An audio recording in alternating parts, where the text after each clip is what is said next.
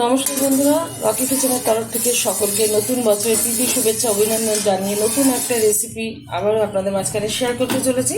সেটা হলো ছানার চুষি। তাহলে চলুন দেখে নেওয়া যাক আজকের রেসিপি। ওভেনে একটা পাত্র বসিয়ে তার মধ্যে দিয়ে দিচ্ছি 500 গ্রাম লিকুইড দুধ। লিকুইড দুধটা প্রথমে ভালোভাবে একটু ফুটিয়ে ঠান্ডা করে এর মধ্যে ভিনিগার দিয়ে ছানা কেটে নেব। তারপরে কিভাবে চুষিটা বানাবো সেটা আপনাদের মাঝখানে শেয়ার করব। দুধটা কিন্তু এই যে সাইড দিয়ে মানে ফোটা শুরু হচ্ছে, এই অবস্থাতে আমি ওভেনটা বন্ধ করে দিচ্ছি। আর এখানে একটা বাটিতে জল নিয়ে কিছুটা ভিনিগার দিয়ে দিয়েছি, ঢেলে দিচ্ছি। এবার ছানাটা কিন্তু সুন্দরভাবে কাটা কিন্তু শুরু হয়ে গেছে। যে ছানাটা ভালোভাবে ঠান্ডা জলে দিয়ে ছেঁকে নেব একটা সুতির কাপড়ের মাধ্যমে, যাতে ছানাতে জল না থাকে। নামিয়ে ছেঁকে নিচ্ছি। ভালো করে ঠান্ডা জলে ধুয়ে পরিষ্কার করে নিয়ে সুতির একটা ন্যাকড়াতে যে জল ঝরিয়ে নিয়েছি। সুন্দরভাবে ছানাটা একটু লেগে রয়েছে, সেটা আমি নিয়ে নিচ্ছি একটু।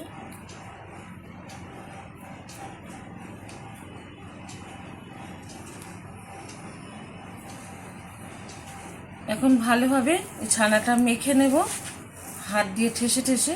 এখন ছানার মধ্যে দিয়ে দেবো কিছুটা কর্নফ্লাওয়ার।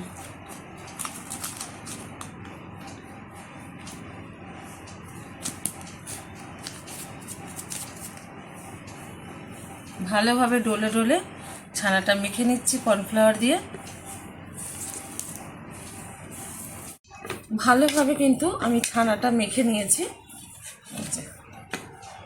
এখন আমরা যেরকম চুষি কাটি সেরকমভাবে কেটে নেব। তার জন্য নিয়ে নিয়েছি একটা রুটি বেলনি, এরকম করে টুকরো নিয়ে সুন্দরভাবে, এত বড় বড় করব না, আমি দেখিয়ে দিচ্ছি, একটু বড় হয়ে গেছে।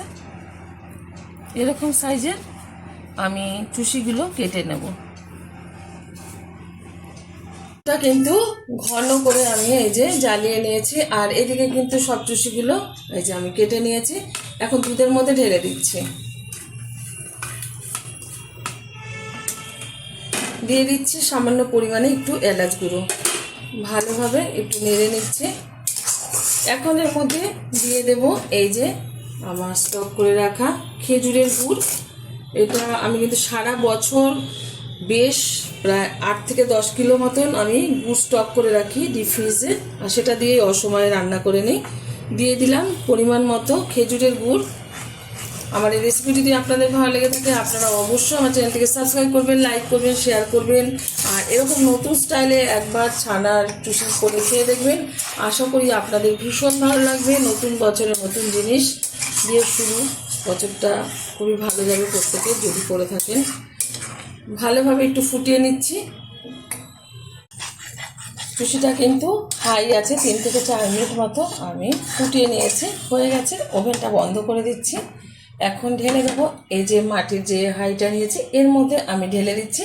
আপনারা অবশ্যই ট্রাই করবেন। দেখা হবে পরের ভিডিওতে নতুন কোনো রেসিপি নিয়ে। ধন্যবাদ।